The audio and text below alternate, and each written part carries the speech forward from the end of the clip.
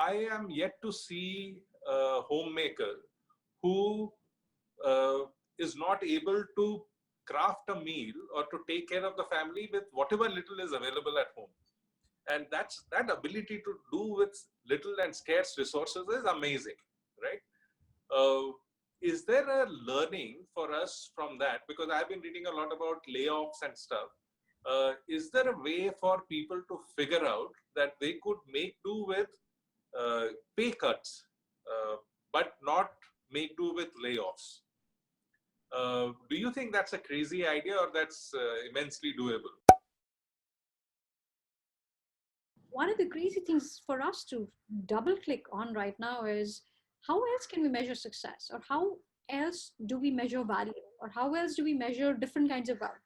And we all are seeing this trade-off, right? I may not uh, be running my billing cycle 24/7, but maybe my health cycle is doing better because I'm making time for more exercise. If somebody said take 10% of my monthly billing and give me clean air, would I not do it? I'll maybe give 50%, right?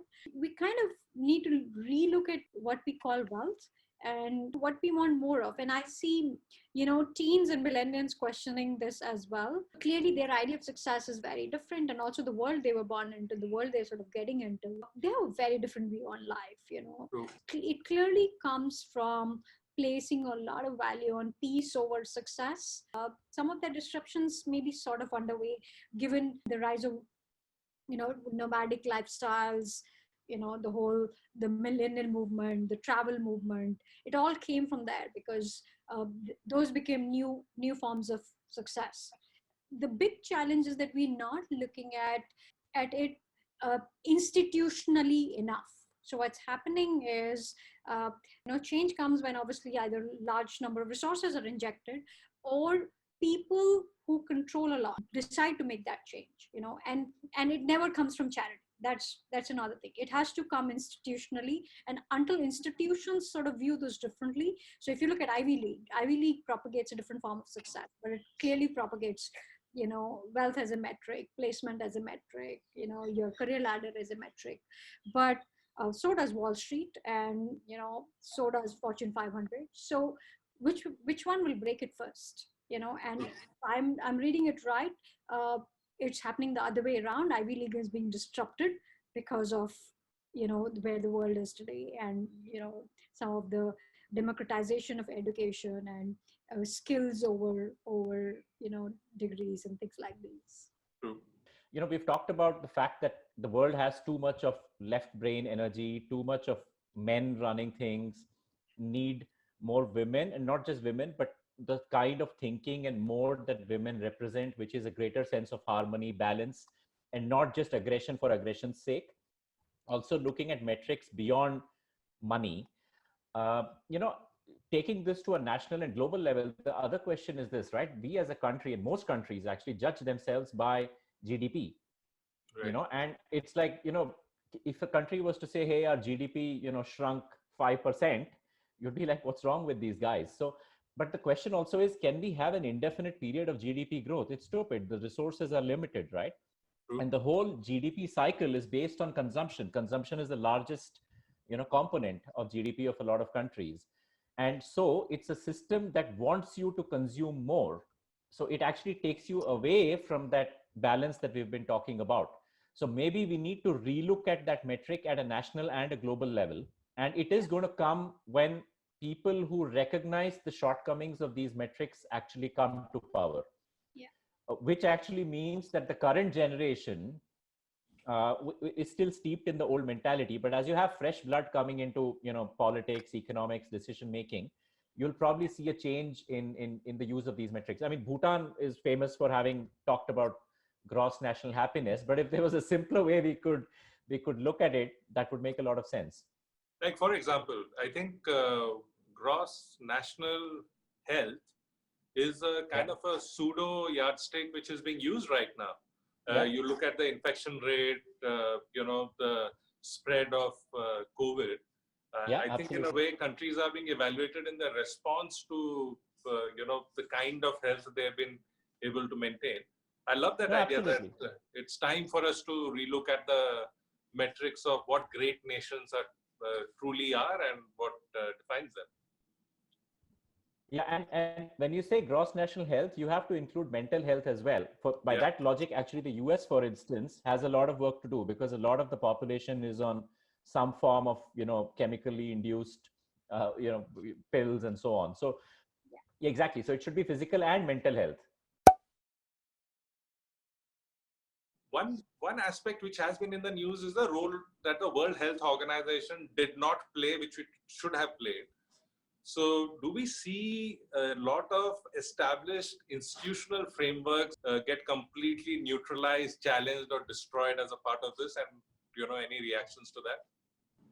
Bureaucrats and a certain kind of bureaucrats continue to run a large part of this world, whereas the world is far more dynamic. If you look at see some of the responses, right? So right from a Bill Gates stepping in to some of the local entrepreneurs stepping in, so a new kind of bureaucrat needs to be sort of carved out of this, right? I know our government tried to do a little bit with bringing in new people in bodies like Invest India and Startup India. So that just, I think, a small filter on all of this. But where we are today, clearly the old frameworks are not up to the mark for various reasons of speed, reasons of technical know-how, reasons of uh, just institutional behaviors, the permission seeking behavior over data bag, independent voice behavior, and also the ability to bring in new voices, right? The truth is, a lot of these solutions don't lie within bureaucratic organizations. The best brains don't sit inside bureaucracy. They want to work on large problems with a lot of autonomy. And if that was to happen, then in some ways you can treat some of this like filmmaking teams or crack teams or commando teams that come in when they are needed, but somebody who may have the ability to solve this problem today, or bring in a lot of resources, or bring in a lot of their own technical expertise, like you know Balaji has been one of those vocal voices on Twitter. If you follow him, Yeah. clearly he brings a lot to the table because he's a biotech entrepreneur, he's an investor, and he's also somebody who has a macro worldview. And I think what he spelled out 2 months ago is now playing out. But I don't see him being part of any bureaucracy. So a framework where some of these teams can collaborate. Like I was thinking yesterday, why haven't we brought Balaji and Bill Gates, some of the other Yeah. voices, PM of New Zealand, in a global task force? That Yeah. sets the True. post-COVID framework, right? We still need more help, and we clearly don't need it solved by Trump administration and UK administration. A lot like what Venki was saying, we don't know what the next threat is, and whether we need the same experts for the same threat, right? It's Sure. like building products, right? You need a different kind of engineer for every product. Absolutely. You need to bring in that kind of expertise, but we should be able to assemble a team uh, that's clearly demonstrated leadership, has demonstrated expertise, but more than anything, has demonstrated leadership intent and high EQ. And this is also a call to sort of relook at the legacy of what a post World War II, offered and left us with. I Right. mean, Right. whether it was Yeah. WHO and the entire UN, right? Like, I mean, I don't know how long that institution has been defunct now. Like, I haven't seen it put to use. It's like your old scooter. You're never going to use it, or at least Yeah. it doesn't have any real powers anymore. And why don't we bring in some fresh energy that represents the world we live in? That has voices from younger people, voices from technocrats, voices from authors and artists, and local governance leaders. Uh, Going ahead, as I said at the start of our discussion, we are entering a period which is going to be very volatile. So it's not just going to be pandemics, it's also going to be things like global warming and geopolitical instability, changing, fossil fuels, technology related disruptions. What does that do to people? What does that do to people's there's just going to be a lot of things.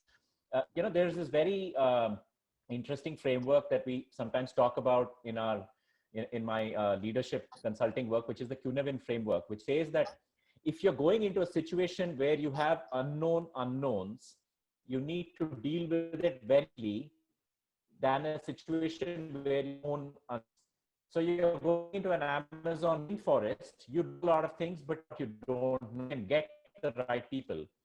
But for getting into a position like where we are now, which is unknown unknowns, you need to have a lot of people who think laterally, who are out of the box, who may not fit the conventional definition of expert. On the team that Sari spoke about, so look at the people who've actually got it right. So Balaji, who is a person who's started a genomics company and sold it, and he's had to face the market. He's not a bureaucrat who's drawing a fat salary and whose incentive is to maintain the status quo. Similarly, Talib, who's whatever built his sort of reputation on the back of statistics and understanding that. So you need to have cross-functional teams with people with very different skill sets. Maybe even communication. Look at the communication the last few months from the World Organizations, right? It's not the flu, it is the flu. Don't wear masks, wear masks.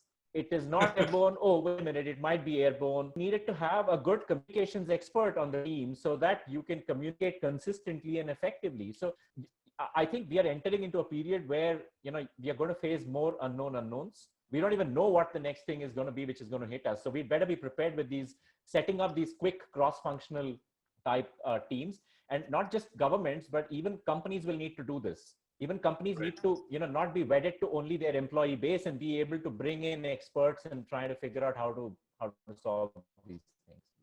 So is there any topic which you think is suited for a future episode?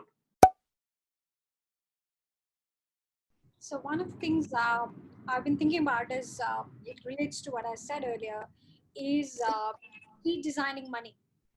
Let's just say that we had no reference to how we use money today, and the pipes that comes to us, the plumbing of money as we know it today. So whether it's central bank, unemployment, consumption, uh, everything that we reference to money, both from a design perspective and what creates value perspective. So for example, today a lot of value is created by people who are not doing the work, but who are gaming money, right? So investment banking, lawyers, they make the most money in the system, they do the least amount of work. So I think we would redo this plumbing completely, and it'll go back entire with what constitutes value. And yes, I think there have been some sort of experiments around crypto, Libra, Bitcoin, but they're small and they're obviously playing within the existing system. They're building a new ecosystem. It's a parallel ecosystem, but it's the same plumbing. It still defines the attribution of value to money is still along the same values. So in a great society, artists get paid really well. Art is valued, music is valued, filmmakers are adored, they make adequate money. The creative industries do very well because there is the plumbing of money is very well designed. Whereas in some of these industrial estimates of money, it's the plumbing is designed in very different way, right? The guy who does the most labor on the farm gets the least amount of money. The guy who built the house makes nothing. So I think gaming money differently could be like a fun theme. So I guess what would be interesting, since this is a show on work and life, is to delve a little deeper into the personal journeys of a lot of the people that are going to be on your show. Because what you see around you is sort of a whitewashed, picture perfect type version of their careers and their lives and their ventures. But what you actually want to know is, what went wrong, what are their regrets, what were the trade-offs, how difficult was it, how did they overcome that, and or did they make peace with that, or would they go back and change something? That sort of insight would be fascinating. Pleasure talking to you, and thank you so much for the inputs. No, thank you for having me. I had fun. Thank you.